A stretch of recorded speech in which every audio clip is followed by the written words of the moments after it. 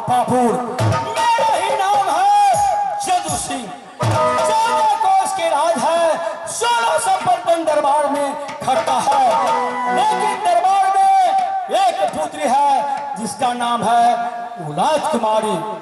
मैं अपने इर्द गिर्द में अपने निर्माण से विद्यालय बनाया हूँ, उस विद्यालय में शिक्षक रखा हूँ और आदेश मेरा है कि यह दूसरे गांव के विद्यार्थी के मत पढ़ावे, अपने गांव का जो विद्यार्थी है उसी को ये मास्टर साहब पढ़ावे।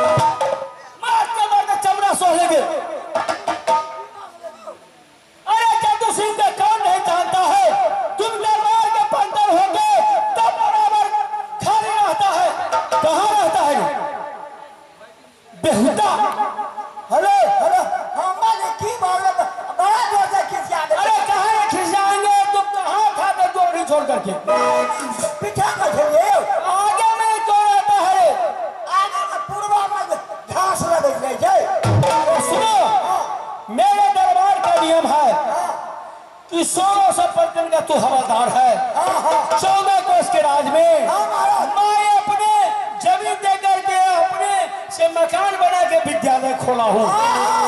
उस विद्यालय में कहीं दूसरे गांव के विद्यार्थी का नाम निशान नहीं हो। विद्यार्थी नहीं पढ़ता। नहीं, अपने गाँव में विद्यार्थी पढ़ेगा। यही आदेश मेरा है, ठीक है महाराज। समझे। और उलाद कुमारी के पढ़ने के लिए मैंने ऐसा व्यवस्था किया हूँ।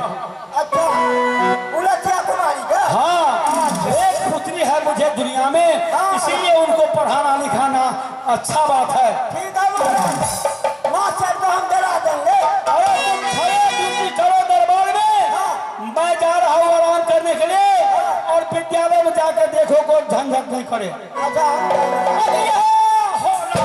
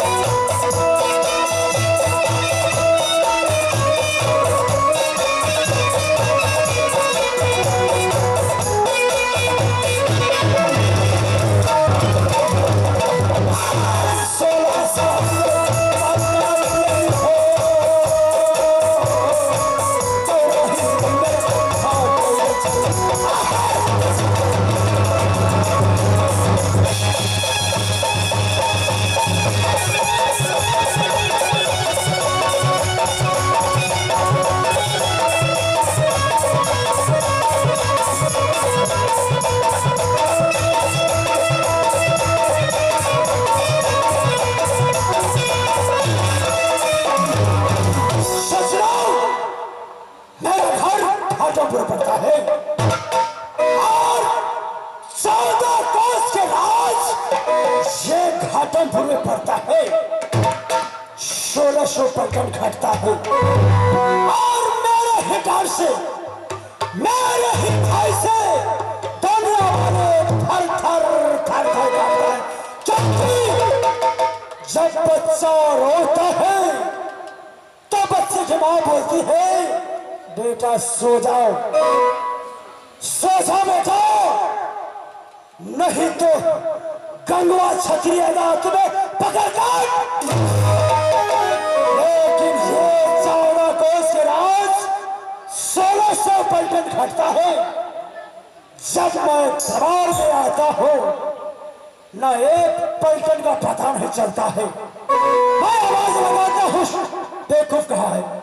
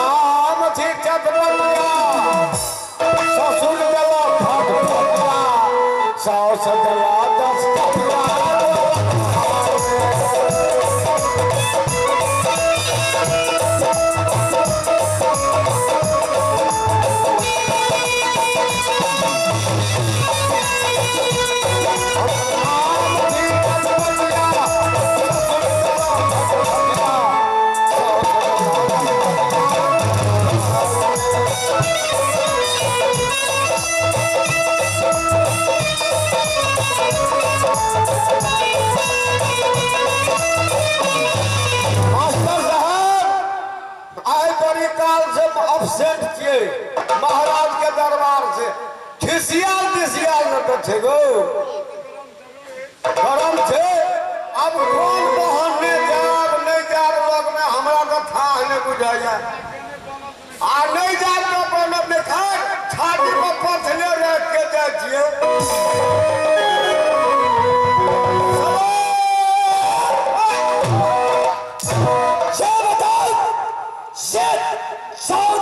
राजपाल 1655 घटता है। जब मैं दाढ़ी में आता हूँ तो सबके सब गाय कहाँ गुम हो जाते हो। पाछिए में चलिए महाराज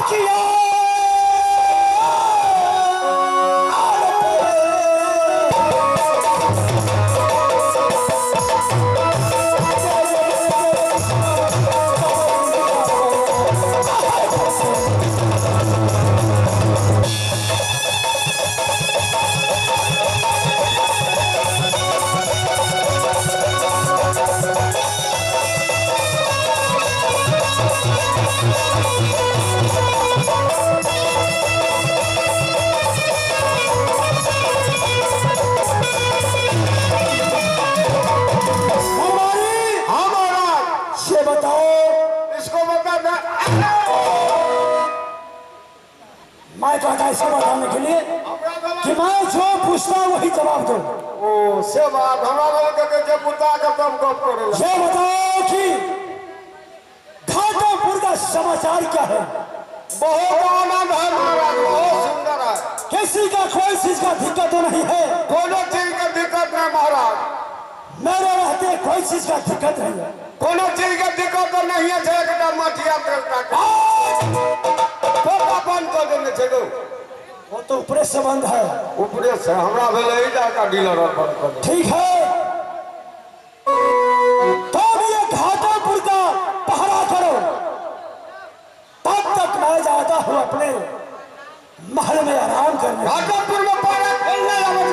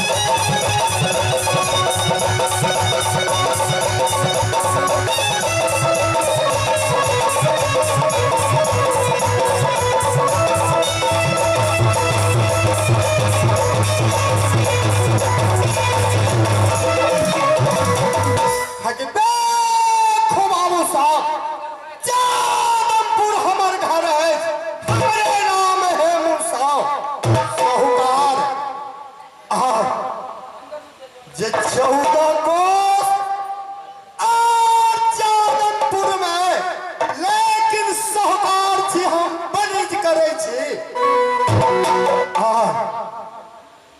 बहिन के नाम जन्म के दोष करे छतरी सात भाई के भैयारी करे छतरी घाटमपुर में लेकिन सातों भाई में एक बहन सारी सती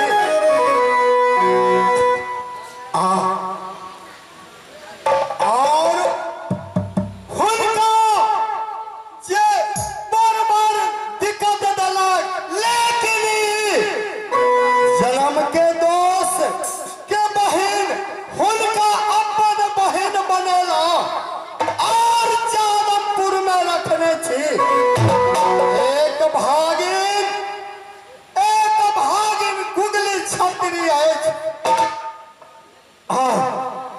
पढ़े लिखे जोग भ गेल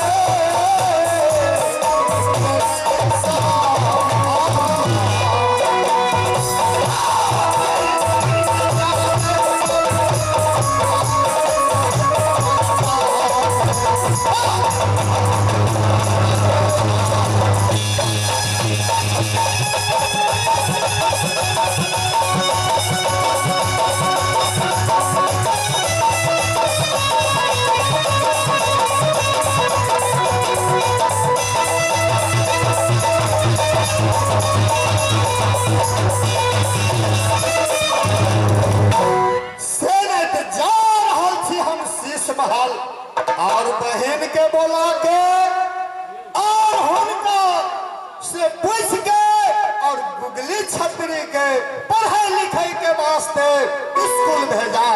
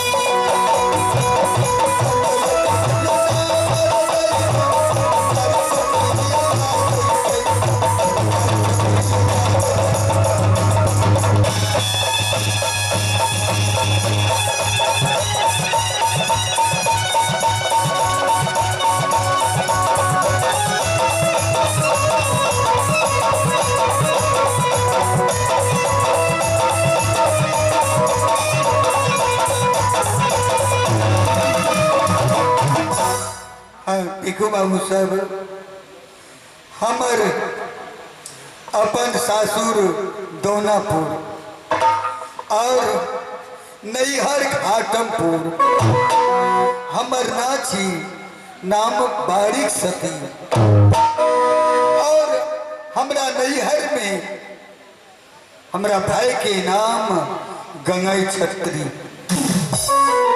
हमर भाई 7 भाई, 7 भाई के भैयारी, ओकरा कोई चीज की कमी नहीं है छे।